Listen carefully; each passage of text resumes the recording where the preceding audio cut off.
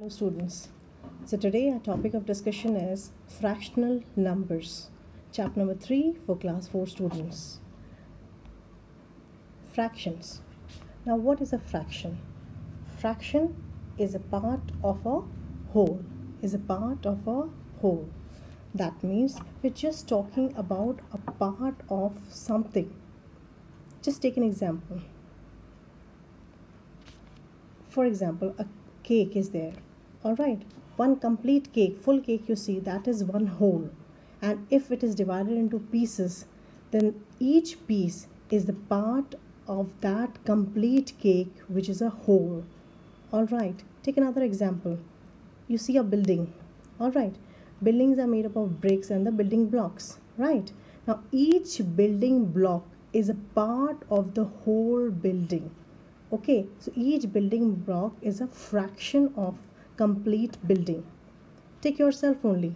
You are a part of your family.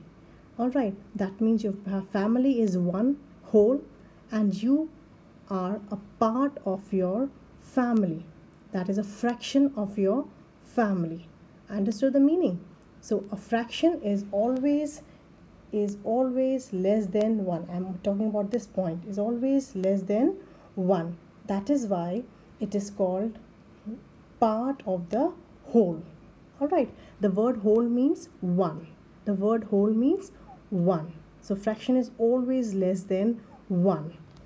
Each fraction is represented by two numbers. Okay, two numbers, numerator and denominator. Now take this example. 5 upon 16. Alright, in this, what is 5? 5 is the numerator, and what is 16? 16 is the denominator. So this is the way of representing a fraction. Alright, now this numerator and denominator is separated by a bar. Can you see that? 5 upon 16, and these two are separated by a bar here. This is very important to be made here. Alright students. Okay, now what is numerator? Why do we call this 5 as numerator? Because numerator represents a part of the whole, means the part of the whole structure which we are talking about. Only a part which we are talking about. That comes as numerator. And denominator represents the total parts of a whole. That is the total number of parts in a whole. That is represented by denominator. Alright students. Okay, it can also be read as, there are two ways of, you can say 5 by 16 or you can say 5 upon 16. Alright, as I've already told you, numerator and denominator are separated by a bar in between. Now, numerator and denominator, say take this example, 5 upon 16, can also be written as 5 divided by 16. That means 5 is what? 5 is the dividend and 16 is what? The divisor. That means this numerator is what? Is the dividend. Okay. And denominator is what? It is divisor. Alright. So a fraction can be represented in division form also, and numerator will be divided by denominator. Alright students. So this was all about fraction. That is an introduction of the fraction, which is just a part of a whole. Now let's go on to the next page here. Yes. Okay students. Yes. Now take a picture example here. Okay. There are 3 pictures in front of you students. Alright. 3 pictures in front of you. This first picture, only one part is shaded. Okay. And the second picture, 3 parts are shaded. In the third picture, again 3 parts are shaded. Okay, so how to write the numerator and numerator upon denominator? So just now here we are talking about how many shaded parts are there in a whole. So we will write for the first one shaded part. So the part which we are talking about, we will write it as numerator, and denominator will have the total number of parts. So that is 1, 2, 3 and 4. So there are 4 parts here. In the same way, we can do the second one. How many parts are shaded? 3 parts are shaded, and total how many parts are there? 1, 2, 3 and 4. So I will write 4 as the denominator. In the same way, 3 parts are shaded here, and total how many parts are there? You can count it here, and it will be 8. So 3 upon 8. So this way we can write a fraction for any given figure. So here is an exercise for you students. Write the fraction for the shaded portion. You can write it very well. So first of all, just see how many parts are shaded. 1, 2, 3, 4 and 5. These are the parts which are shaded. So what I'll write here as numerator 5. And how many total parts are there? This 5 are there, and this is 6, 7 and 8. So total parts are 8. So 5 upon 8 is the fraction for this figure. Alright, in this how many shaded parts are there? 1. And total how many parts are there? 4. In the third one, 1 is the shaded part, so that will become the numerator, and the denominator will have the total number of parts, that is 6. Again in the figure here, 3 are the shaded part, and the total number of parts when you count it will be 7. So it is 3 upon 7. So this way you can do it. Alright, you can put up a fraction for any figure. Now the next topic here, after the introduction of fraction, the next topic is equivalent fractions. Equivalent fractions are the fractions having the same value but different numbers. Sometimes you come across fractions and we say that these are same fraction but the numbers are looking different. So how come they are same? So let's take this picture example here, students. Alright, in this given picture, if you can see it closely, alright, there is one picture. I'll just draw it big if it is not clear to you. Okay, I'm checking this picture here. So here, how many parts? So what is the fraction if I shade this part here? So here, how many shaded parts are there? 1. And total number of parts? 2. So 1 upon 2 is the fraction. Okay, in the same box, I will make the same size box. Now I will divide this into 4 parts. I will shade this 2 parts. Okay, now what is the fraction for this? How many shaded parts are there? 2. And total number of parts? 4. Okay, now pay attention on the size of the shaded part. It all looks the same. Right, now again I will draw the same size box here, and now I will divide the parts into 6 parts here. Okay, 3 here down, which I am shading here. Okay, and here 3 on the top here. 3 on the top here. So total how many parts are there? 6. And how many shaded parts are there? 3. Now when you closely look, each shaded part is of equal size and value. Each shaded part is of equal size and value. That means all these 3 figures have the same fraction. But the numbers are looking very different. Here 1 upon 2, 2 upon 4, 3 upon 6, all are different. But they have the same value, which is half. Each part, this part is, first part, this is the half of this figure, whole. This is the half of this whole. And again this figure, you say this shaded part is the half of the whole. So that means all have equal values, and such fractions are called equivalent fractions. Alright, now moving ahead with some exercises related to fractions. Now first is to find out equivalent fractions. Now how to find out equivalent fractions? Okay, and how to make an equivalent fractions? The very simple rule in mathematics that to find out equivalent fractions, we first multiply or divide numerator and denominator by the same number. If any fraction is there, for example 1 upon 2 is there, if I multiply and multiply or divide any fraction by the same number, the value remains the same. That is a very important rule which you have to remember. For example, if I multiply this with 2 and this with 2, here it is 2 upon 4, then 1 upon 2 and 2 upon 4 are equivalent fractions. There will be no change in the value. Number will look different, but the value will remain the same. Is it clear, all of you? And if the same number is there, 2 upon 4, if I divide this by 2, divide by the same number, then 2 divided by 2 is 1 and 4 divided by 2 is 2. That means 2 upon 4 and 1 upon 2 have equal values, but they are looking different numbers.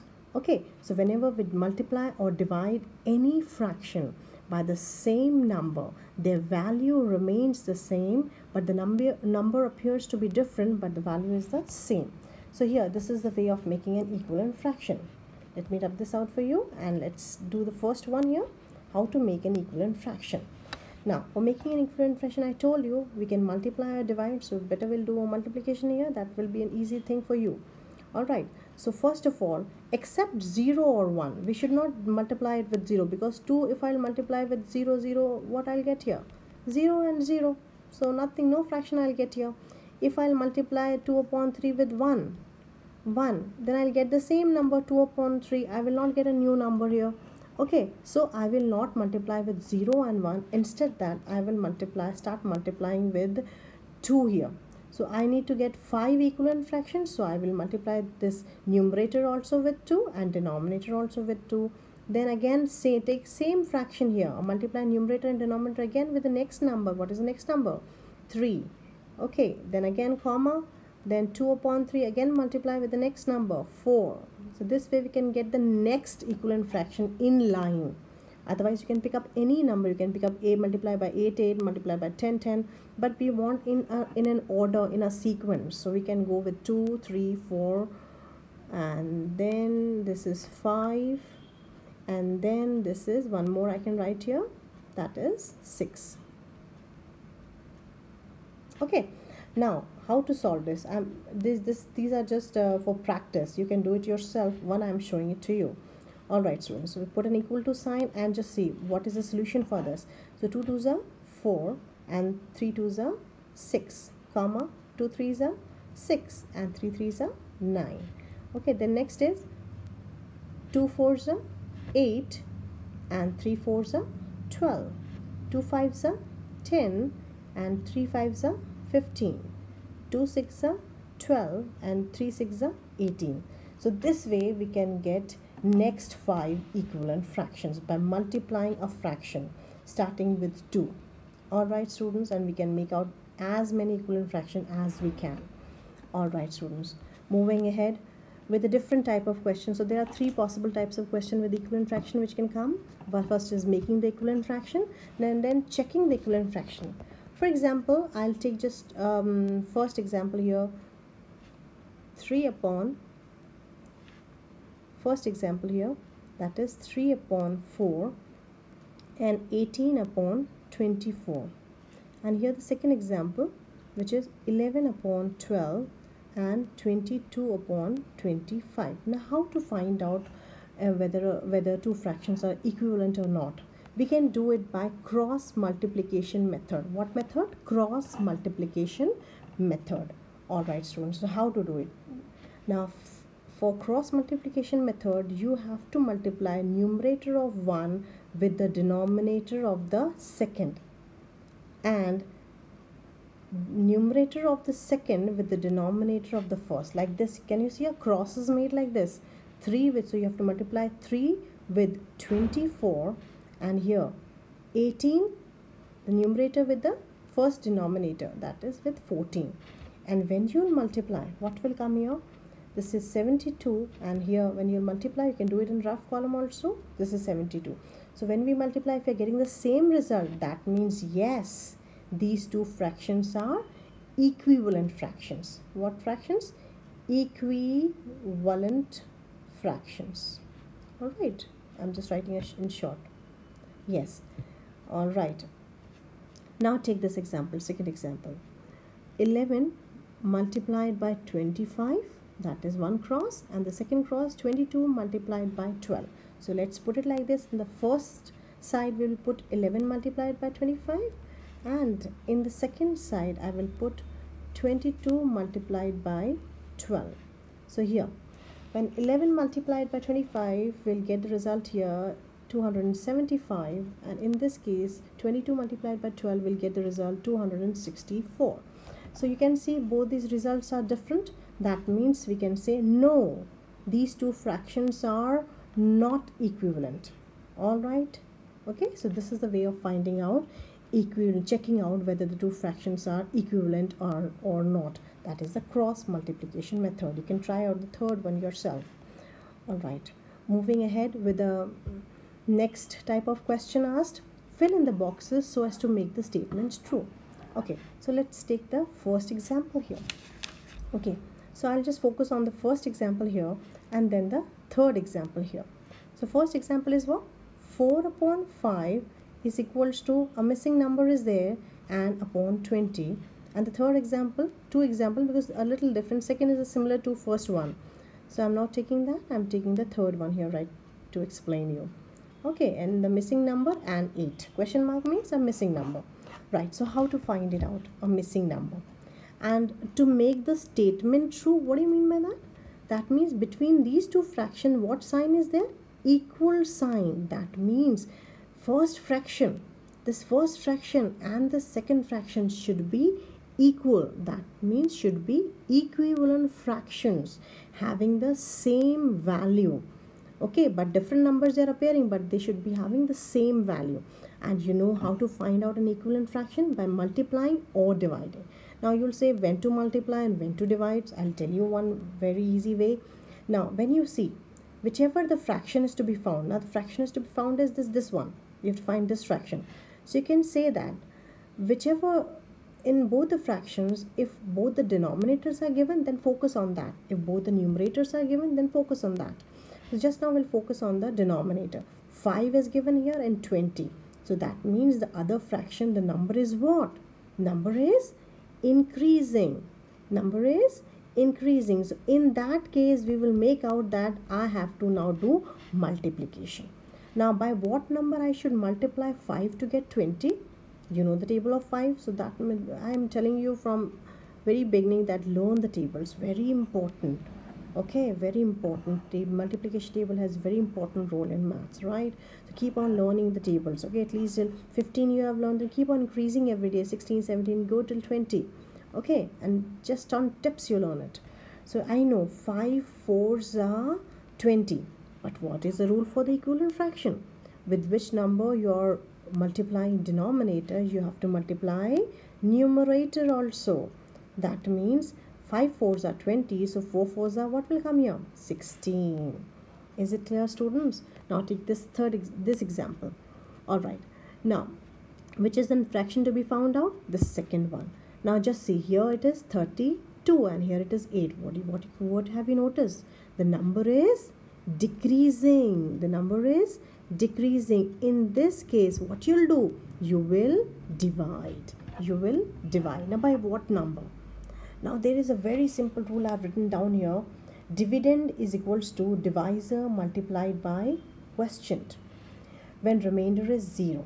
Okay, there is a formula I had given you for checking division in my previous videos. So if dividend, so if you have, so there is a rule. Dividend is equals to what? Divisor multiplied by quotient. So if you know the dividend, if you know the quotient and you have to find out divisor, simply what you'll do, you will divide this dividend with this quotient to find the divisor. Okay, all right. Again, I'm saying if the dividend is given and the quotient is given and you have to find out this divisor, then what you'll do, simply you have to divide by the quotient and you will get what? Divisor. All right, students. Okay, so here I have got here dividend. This is the quotient. Now I have to find out by what number should I divide 32 to get 8. So simply what I'll do, two numbers are given, I will divide 32 by 8. 32 by 8. So how many times it will go? You know that 8 4s are 32. All right. So that means 4 is the divisor which I will divide this 32.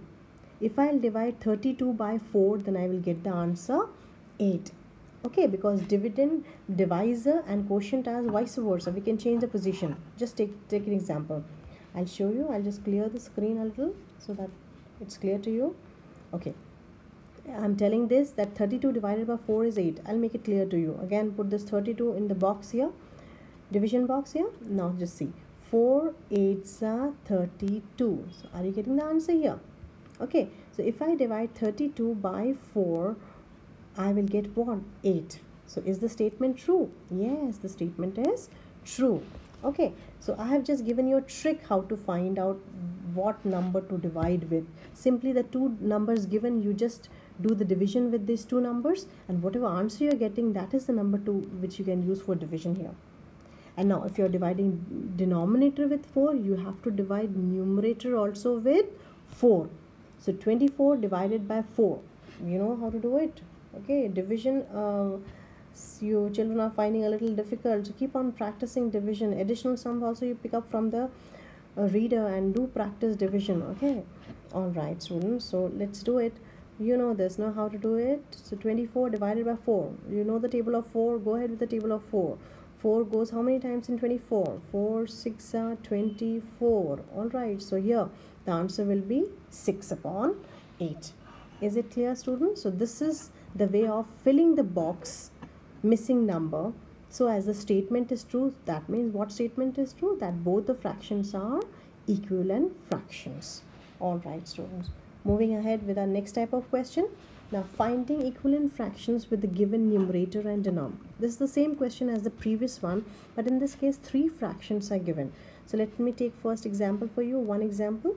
The first example is missing number upon 3 is equals to 3 upon 9 is equals to 6 upon the missing number. Now whichever questions I'm not doing, students, you do it yourself and practice it.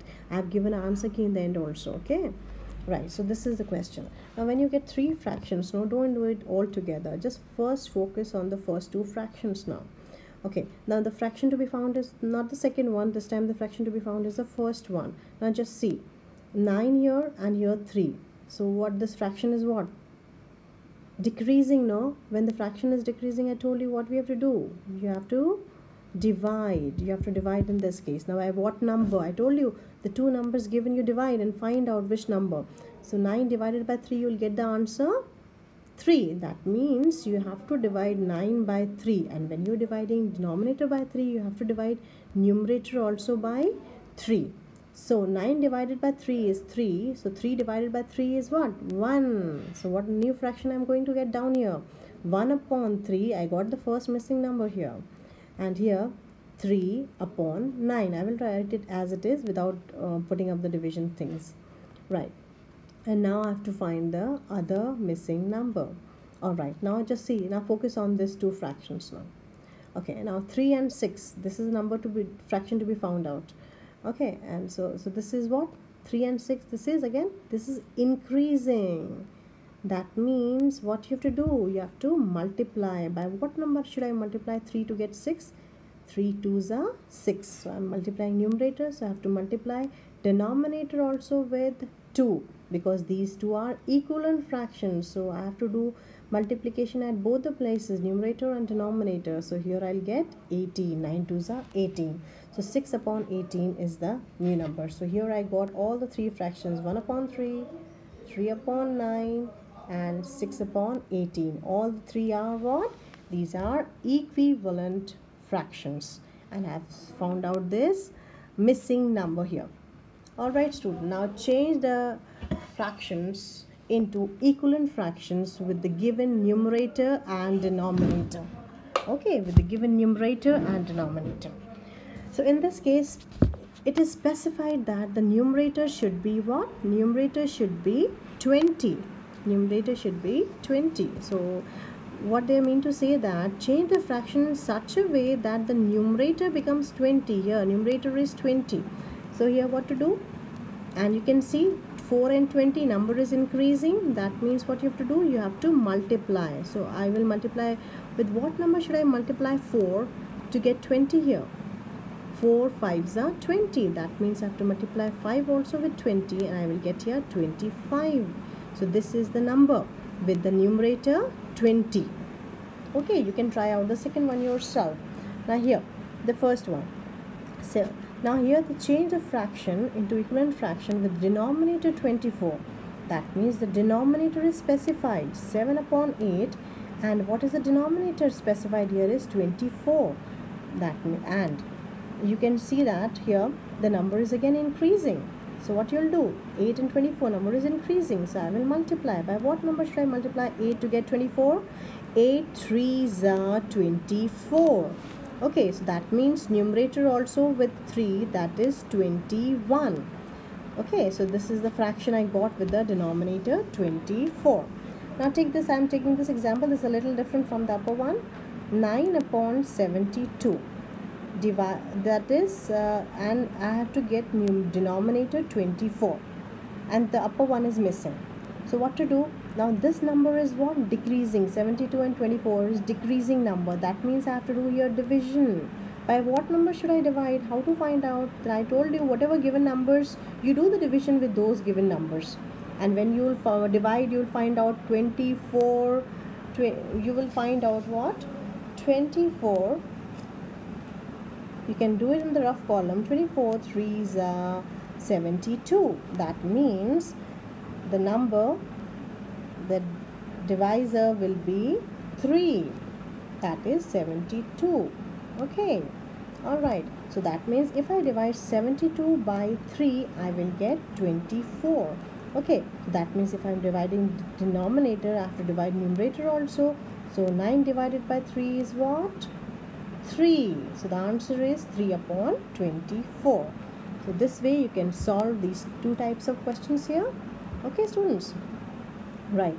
Let us move to the next topic here. Reducing the fraction to its lowest term.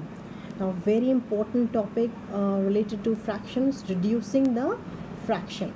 Now in this case what you can do is, to reduce a fraction, divide numerator and denominator of the fraction by their common factors such that no other common factor is left except 1. Now first of all you must be thinking, what is common factor? Common factor is that number which divides numerator and denominator exactly. Exactly means completely, leaving remainder 0. The point to remember is that in this, that we should divide numerator and denominator by the same number. That is the point which you should remember. So for example, with this example I will solve, and just an easy example I want to put up in front of you. 4 upon 6. Now you have to think of such a common number or a common factor, or in easy word you can say common number, which divides both these numbers. Or you can say in very simple language, in such a number in whose table you will get both 4 and 6. So 4 and 6 is divided completely by which number? It is divided by 2.